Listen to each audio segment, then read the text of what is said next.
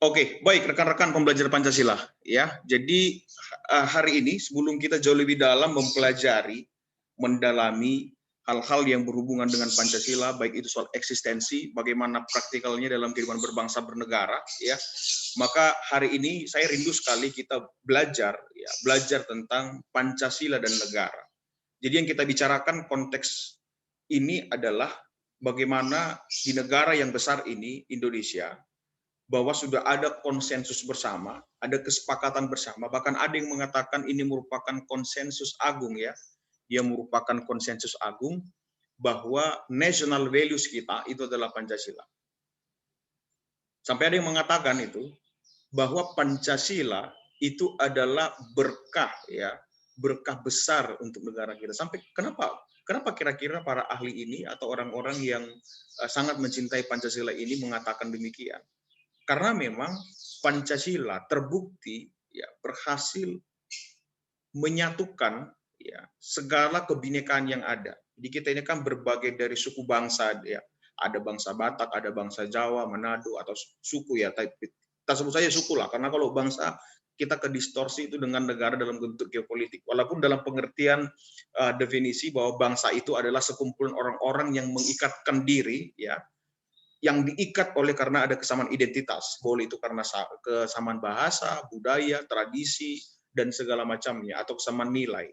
Tapi kalau bicara negara, dia lebih condong bicara tentang organisasi kekuasaan negara, di mana semua bangsa itu menyatukan diri. Itu makanya dulu ada di Sumpah Pemuda ya 1928, itu Kongres Pemuda kedua, walaupun sebelumnya sudah ada 1926 Kongres Pemuda pertama, tapi di Kongres Pemuda kedua lah, mereka para pemuda ini mulai declare atau proclaim kita adalah bangsa yang sama, kita bertanah air yang sama, kita berbahasa yang sama, yaitu bahasa Indonesia, tanah air tanah tumpah darah Indonesia dan bangsa Indonesia. Ada yang Zapa, ada yang Ambon, ada yang Salebes, ada yang Batak dan segala macamnya itu. Luar biasa sekali. Nah, hari ini kita akan coba sisir ya, kita akan coba mendalami bagaimana dengan Pancasila dan negara. Teman-teman ini menarik. Saya lihat di Facebook ya. Tiba-tiba ketemu dengan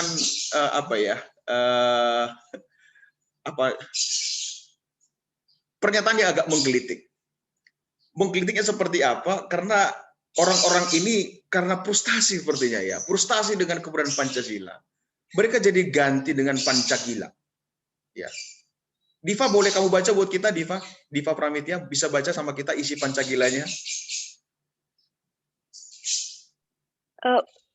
Pancagila. 1. Keuangan yang maha kuasa. 2. Korupsi yang adil dan merata. 3. Persatuan Mafia Hukum Indonesia. 4. Kekuasaan yang dipimpin oleh nafsu kebejatan dalam persekongkolan dan kepura-puraan. 5. Kenyamanan sosial bagi seluruh keluarga pejabat dan wakil rakyat. Kalau kita lihat ini tadi sama seperti yang kita kisahkan di kelas itu ya. Bahwa yang terjadi saat ini di negara kita, wah luar biasa. Ya, uang kelihatannya menjadi segala-galanya. Keuangan yang maha kuasa, semuanya uang, gitu kan. Dana bansos pun bisa diberangus, betapa tiganya. Bantuan untuk orang-orang yang tidak terlalu seberuntung, gitu ya, tidak beruntung, yang sangat susah. Bantuan-bantuan sosial yang sudah disediakan oleh pemerintah itu juga dikorupsi. Betapa jahatnya, gitu ya. Korupsi adil dan merata. Wah, ini gak enak nih ngomongnya. Tapi memang sampai sekarang korupsi memang terbukti menjadi persoalan bangsa kita sampai saat ini. Ada banyak gubernur yang menjadi tahanan KPK terbukti secara sah meyakinkan bersalah. Sudah inkrah putusannya. Bupati, anggota DPRD, DPR RI sekalipun. Baik itu kabupaten kota. Bahkan Malang, kalau saya tidak salah pernah itu hampir seluruhnya kena angkat itu oleh KPK. Ya kan? Demikian juga Medan juga pernah mengalami hal yang sama. Lah ini bagaimana negara kita? Siapa yang salah? Apa yang salah? Siapa yang salah kalau kita katakan tentu orang yang melakukan salah. Tapi apa yang mempengaruhi mereka untuk melakukan hal itu? Ya kan? Kenapa kekuasaan itu jauh lebih di abuse sedemikian rupa hanya untuk menguntungkan sekelompok orang tertentu saja? Ketika mau pemilu atau pilkada, semuanya mengemis suara rakyat. Semuanya meminta, mohon belas kasihan rakyat memberikan suaranya. Iya kan? Tapi akhirnya menjadi persoalan apa? ketika mereka terpilih lupa apa yang menjadi peran mereka duduk di sana. Nah, ini jadi persoalan kita. Nah, kalau kita tanya, kalau kita ingin berefleksi, lah terus kenapa kualitas pemimpin kita tidak bagus, kualitas anggota dewan kita tidak terlalu bagus? Nah, ini kira-kira salah siapa? Saya mau katakan itu salah kita. Itu salah voters. Kita tidak cerdas memilih siapa yang terbaik. Nah, oleh karena itu, kalau kita ingin menggali lebih dalam, disitulah kita harus lebih lebih fair sebagai warga negara, karena sudah belajar di pendidikan kewarganegaraan juga. Tapi kalau bicara konteks Pancasila, teman-teman, kalau kita pikir, kenapa orang mau korupsi? Kita bahas korupsi sendiri dulu ya, supaya lebih konkret dia. Seorang koruptor, kenapa dia mau menjadi koruptor? Yang pertama, itu dia menjadi koruptor sangat dipengaruhi dengan apa yang dipercaya. Belief ya. Ketika dia mempercayai sesuatu, maka apa yang dipercaya itu akan mempengaruhi value-nya, nilainya.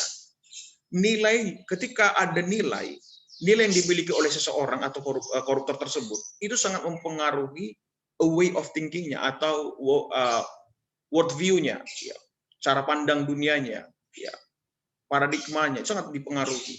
Dan paradigma, cara pandang, itu sangat mempengaruhi cara dia berperilaku.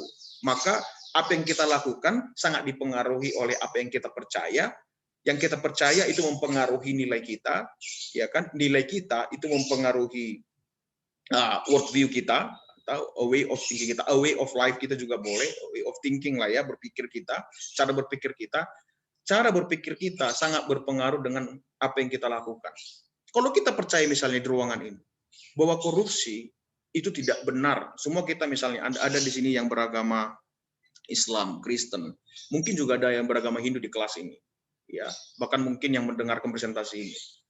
Kalau kita mau jujur, andai kata kita bicara, kita percaya, ya, contoh misalnya seorang Islam, dipercaya bahwa Quran adalah sumber kebenaran misalnya, bahwa banyak kebenaran apa yang dikatakan oleh Allah dituliskan di sana. Demikian juga mungkin yang Kristen di Alkitab. Maka yang semua yang dalam Quran dan kitab itu ada value di sana, nilai. Tentu mengatakan jangan mengambil yang bukan hak kamu. Kalau kita percaya itu adalah kebenaran, maka jangan mengambilnya, kan gitu kan? Cara pandang kita akan dipengaruhi oleh nilai kita. Oh, saya nggak akan mengambil hal-hal atau apapun yang bukan menjadi hak saya, yang menjadi hak orang lain. Karena kalau saya mengambilnya, itu dengan cara lain saya sedang melawan yang menciptakan saya. Saya melawan yang memberikan kebenaran kepada saya. Kalau cara pandangnya seperti itu, kira-kira ada nggak koruptor, Diva? Tidak ada, Pak. Nggak ada. Karena apa? Dia tahu ketika disumpah, sebelum dia menjabat, dia disumpah. Dia bersumpah akan setia, gitu ya, akan bersetia kepada Pancasila dan konstitusi. Dan disumpah di hadapan Allah juga. Lah Pancasila itu mengajarkan apa? Kan gitu. Kan disumpah atas nama Pancasila. Kok demikian pentingnya Pancasila? Karena Pancasila dalam konteks bernegara, dia adalah system of value. Dia adalah national value kita. Dia adalah belief system kita, gitu loh. Dia adalah sistem kepercayaan kita. Maka ada yang mengatakan seperti Yudi Latif misalnya, mengatakan bahwa Pancasila adalah agama sipil negara. Bukan agama dalam konteks Islam Kristen ya, tapi agama sipil itu tanda kutip saja, agama sipil itu, apalagi kalau kita nanti mencari ayat-ayat kitab suci di semua agama, apakah kelima sila ini ditemukan di dalam ayat-ayat kitab suci? Itu nanti kita akan coba gali dari apa yang akan Anda kerjakan minggu ini. Kita akan cek, misalnya Anda seorang Islam, Anda akan gali, cari sila ketuhanan yang Maha Esa di ayat mana saja dalam Quran, ya kan? Dan cari di ayat Alkitab orang lain, di ayat kitab-kitab suci yang lain. Anda akan lihat betapa luar biasanya Pancasila itu merupakan hasil dari temuan, ya, konsensus bersama yang memang kebetulan juga, bukan kebetulan menurut saya, makanya di anugerah besar ya, ditemukan di semua kitab suci yang ada di Indonesia dan semua agama, ya kan? Nah, itulah luar biasanya Pancasila sebagai system of value atau national value kita. Demikian juga dia sebagai apa namanya itu ya, yang tadi saya katakan sebagai civil religion atau agama sipil negara. Nanti secara konseptual saya akan kirimkan jurnal-jurnal di grup Anda untuk Anda lebih mendalaminya. Nah, kenapa penting teman-teman? Manusia dinamis. Lihat sekarang dunia kita ini, ya. Entah itu dikatakan apa ya, di generasi Z misalnya sekarang, Anda lebih melek teknologi dibandingkan oleh orang lain, orang tua Anda, di generasi di atasnya. Anda generasi TikTok kan? Sikit-sikit TikTok joget gitu kan. Suka YouTube, nonton YouTube, nonton film Korea berjilid-jilid, bahagia, happy begitu kan. Sampai jadi membayangkan diri, wah kayaknya saya jadi artisnya begitu kan. Arus globalisasi makin kencang nih. K-pop lebih populer dibandingkan national song misalnya gitu, atau bilanglah traditional dance misalnya. Entah kenapa joget-joget boyband dan apa itu namanya itu ya, girl apa itu ya, grup itu ya, kayak BTS. Anak saya itu umur 6 tahun kenal BTS, saya juga pusing. Apa itu BTS? Dad tahu nggak BTS? Hah? Apa itu BTS? Saya bilang. Ini loh Dad, BTS. Dedi payah katanya. Wah ya apa sih? Lebih oke BTS daripada yang lain. Loh, saya kasih lah pembandingnya. Ini kita sebagai orang Batak, kamu harus tahu nih, ada tarian Batak nih guys. Saya jelasin ke putri saya. Tapi ketika manusia dinamis dan perkembangan globalisasi sedemikian rupa kencang sekali, maka sebenarnya ada dua, saya mau katakan itu ada dua kemungkinan, positif dan negatif. Positif kalau kita bisa mengelola semua perkembangan tersebut di bawah konteks nilai-nilai yang kita miliki. Demikian juga kita tidak membiarkan itu memberangus nilai-nilai yang kita miliki yang ada. Ya. Contoh, generasi Z, Anda lebih suka misalnya melekat dengan handphone Anda. Bayangkan kalau Anda pergi ke tempat lain, handphone Anda ketinggalan di rumah. Betapa gelisahnya Anda, kan gitu ya. Kita gelisah gitu.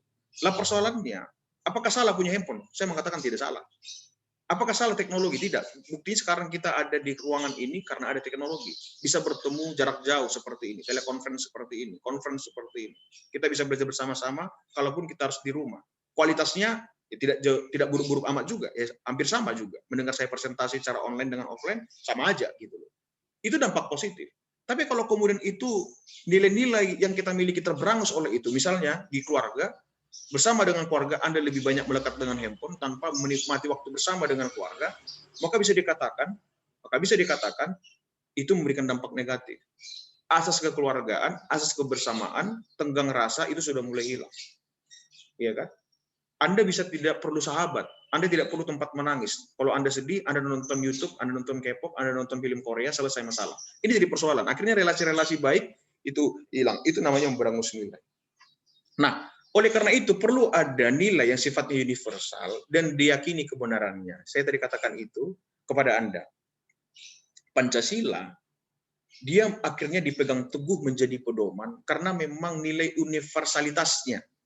Dia diterima di semua kalangan, dia diterima di semua nilai-nilainya luhur soalnya. Itu makanya dikatakan Pancasila itu tidak diciptakan. Pancasila itu digali nilainya oleh para founding fathers kita, ya kan? Itu digali sedemikian rupa. Dan ketika dikonkretisasi, dirumuskan sedemikian rupa, itu akhirnya hanya untuk menyederhanakan, inilah national values kita. Inilah yang menjadi pegangan kita berbangsa bernegara. Itu menjadi pegangan kita. Semuanya akan kita lakukan berdasarkan ini. Dalam konteks negara demokrasi misalnya. Maka kita ada demokrasi yang berketuhanan yang Maha Esa. Demokrasi di mana Allah lah yang berkuasa sebenarnya, tapi itu diwakili oleh rakyat. Suara rakyat adalah suara Tuhan misalnya. Demokrasi yang beradab. Maka kalau ada demokrasi yang beradab, tidak mungkin kita memecah belah orang lain atas nama agama, atas nama yang lain, ya kan? Atas nama sara, atas nama demi kepentingan politik. Demokrasi yang mengedepankan persatuan. Bagaimana kita happy ketika berdemokrasi? Demokrasi yang mengedepankan musyawarah, bukan voting. Kalau sekarang kan voting banyak. Ini nanti di isu yang lain kita akan lebih bahas lebih dalam. Demokrasi yang berkeadilan sosial. Bagaimana keadilan dalam konsep berdemokrasi tetap bisa dijalankan. Yang berikutnya, Pancasila masuk sebagai karakter bangsa, nation character. Ya. Ketika dia menjadi karakter bangsa, itu karena nilai dipegang, sehingga ketika dia terus-menerus dihidupi dan dilakukan menjadi karakter.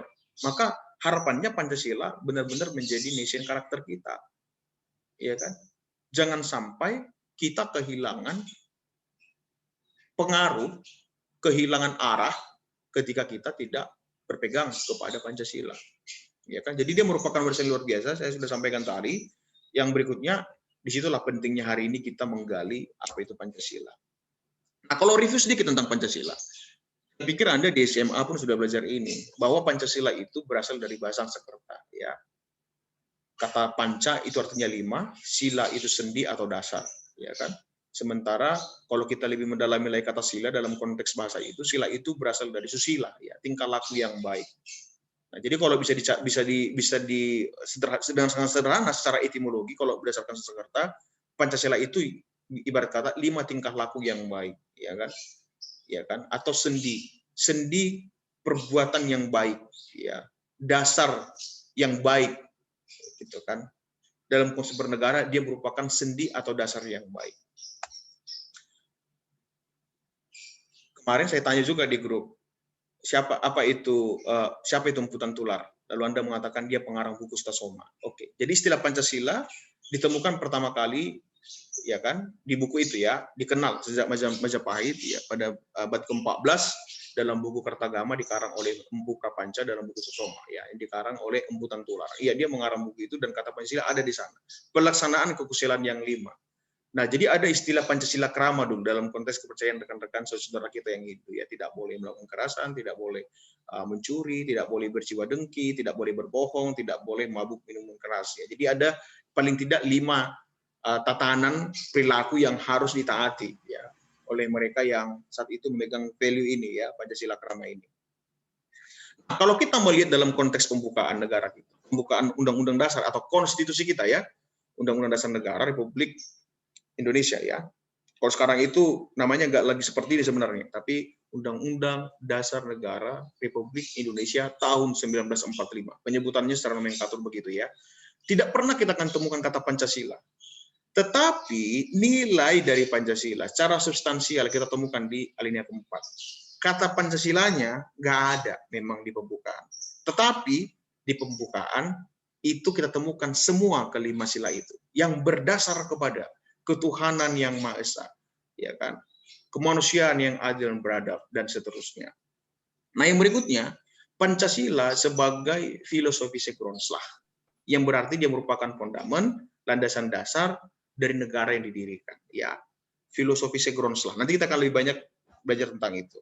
Oleh karena itu, teman-teman, Pancasila menjadi bagian yang sangat penting dari bangsa ini.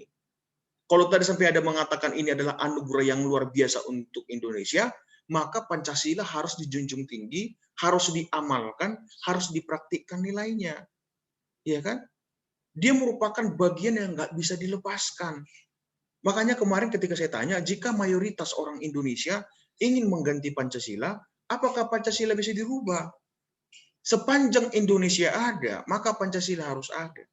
Karena Pancasila itu tidak bisa dirubah. Karena ada aturan mengatakan demikian, bagian pembukaan itu tidak bisa dirubah. Kenapa? Karena Indonesia sudah menjadikan Pancasila sebagai jati diri bangsanya. Oleh karena itu nilai-nilai Pancasila itu akan dipegang teguh dalam konteks berbangsa dan bernegara. Dan secara yuridis konstitusional katanya, Pancasila menjadi dasar negara. Kita akan lihat nanti lebih dalam tentang aspek yuridis, sosiologis, dan filosofis. Di mana Pancasila, gitu ya. Ini dia. Kalau kita bicara tentang eksistensi Pancasila, teman-teman, ya. Jadi Indonesia yang memiliki banyak latar belakang suku dan agama ini, yang multi value, karena kalau dia banyak agama, banyak suku, pasti banyak value, kan? Jadi multi value-nya luar biasa. Nah, bagaimana caranya orang Indonesia ini yang beragam-ragam, mereka bisa menikmati berkah yang sama di Indonesia. Mereka bisa benar-benar totally komitmen dengan Pancasila. Maka kalau bicara eksistensi Pancasila, ada 3 aspek yang harus Anda pahami. Yang pertama itu aspek yuridis. Yang kedua aspek filosofis. Dan yang terakhir aspek sosiologis. Kalau bicara, kebetulan saya sebenarnya kan pengampu mata kuliah hukum, ya. Saya ini konsentrasinya hukum tata negara, tapi diminta untuk membantu mata kuliah Pancasila. Ketika saya menghubungkan tujuan hukum itu ada atau manfaat hukum itu apa, ya kan? Ternyata indah sekali. Ternyata Pancasila menjadi bagian di sana. Maka nggak salah juga memang Indonesia juga dianggap Pancasila dianggap sebagai dasar negara. Atau kalau dalam konteks kita segala sumber tertib hukum, karena tujuan hukum itu ternyata memenuhi aspek-aspek unsur dari eksistensi Pancasila sendiri. Kalau ditanya nanti teman-teman, kalau bertanya dengan teman-teman hukum yang belajar ilmu hukum itu, apa tujuan hukum sebenarnya? Paling tidak mereka bilang 3 hal ini. Oh, akan menjamin kepastian hukum. Itu aspek yuridis. Akan mencapai keadilan atau menyatakan keadilan yang merata. Ya, walaupun adil itu nanti akan ada keadilan yang distributif, ya kan, dan sebagainya itu ya. Nah, ada aspek sosiologis. Dia memenuhi perasaan hukum masyarakat. Nah, Pancasila juga sama. Dari aspek yuridis tadi sudah disampaikan, maka Pancasila adalah dasar negara kita. Bahwa semua produk peraturan perundang-undangan yang ada di Indonesia, dalam konteks hierarki perundang-undangan yang ada di Indonesia, ya kan, Pancasila itu menjadi sumber dari segala sumber tertib hukum. Karena apa? Karena di sana ada nilai yang akan dikonkretisasi dalam bentuk norma, dan norma itu dikonkretisasi dalam bentuk aturan tertulis. Itulah aspek yuridis. Dan nggak boleh ada aturan di Indonesia itu bertentangan dengan Pancasila. Yang berikutnya dari aspek filosofis.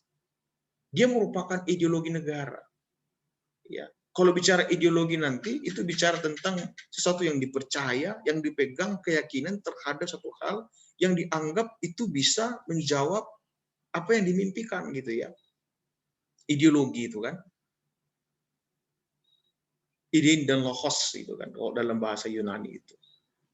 Maka Pancasila dianggap sebagai kepercayaan yang dipegang, sistem kepercayaan yang dipegang. Bahwa dia akan menjadi rambu-rambu, dia akan menjadi pegangan, pedoman, acuan di dalam negara mencapai visinya. Itu makanya final sudah. Jangan lagi bicara komunis, jangan lagi bicara ideologi agama, ideologi yang liberal dan segala macam di Indonesia. Enggak. Udah final. Bahwa Pancasila, bahwa dari aspek filosofisnya, sudah final bahwa Pancasila adalah ideologi negara. Dalam aspek sosiologis, falsafah bangsa, tadi kita bicara tentang falsafah ya, falsafah, a way of life kita, ya kan? Pancasila juga dalam aspek sosiologis dipegang teguh sebagai pengarah ya. Tadi saya katakan bahwa a way of thinking kita sangat mempengaruhi apa yang kita lakukan. Maka Pancasila dalam konteks tatanan bermasyarakat pun itu menjadi pegangan yang kokoh ketika berperilaku dengan warga negara yang lain atau masyarakat yang lain. Iya kan? Karena dia merupakan falsafah bangsa. Ya. Nah, demikian pentingnya lah posisi Pancasila, teman-teman. Nah, oleh karena itu, eksistensinya itu memang secara natur ya sudah melekat dengan negara kita yang bernama Indonesia. Kalau ingin rubah Indonesia, ya revolusi. Itu saja caranya. Tidak ada cara lain, ya. Jadi itulah kira-kira teman-teman yang akan saya sampaikan perihal eksistensi Pancasila ini ya, bahwa Pancasila ada ya, melekat sebagai jati diri bangsa kita, kepribadian kita dalam konteks kita misalnya hidup kita ya, kayak fingerprint ya, kayak sidik jari ya, finger. Jadi kalau misalnya sidik jari, sekarang kan udah ada, kalau nanti Anda ke UNESA Anda lihat dosen-dosen fingerprint, karena setiap dosen beda jari gitu kan, jadi nggak bisa nitip jari. Kalau mau titik absen ya potong jari kan gitu ya, karena setiap jari mewakili dirinya gitu ya. Maka dalam konteks bernegara, Pancasila bisa dipahami bahwa dia seperti sidik jari negara kita. Maka nggak mungkin dia dilepaskan dari negara kita ya.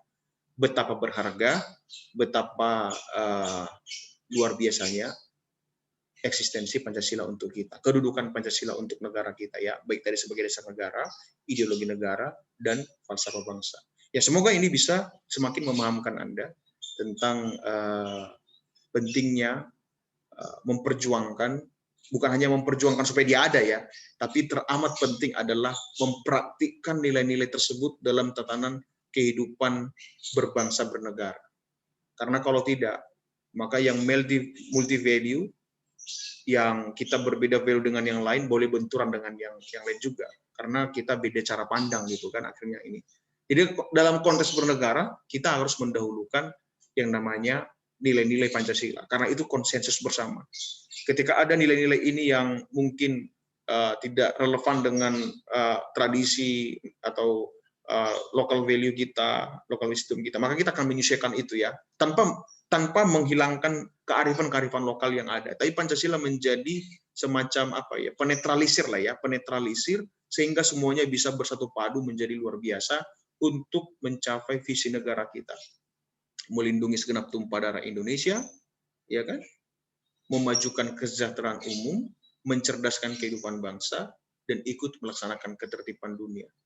Ya kan, masyarakat yang adil dan makmur, ya kan, yang damai, sentosa dan segala macamnya. Kita bersyukur karena Pancasila ada. Begitu teman-teman, kira-kira soal eksistensi Pancasila, semoga berguna dan bermanfaat. Anda semakin paham, oh kenapa Pancasila menjadi sangat penting dalam konteks bernegara. Terima kasih.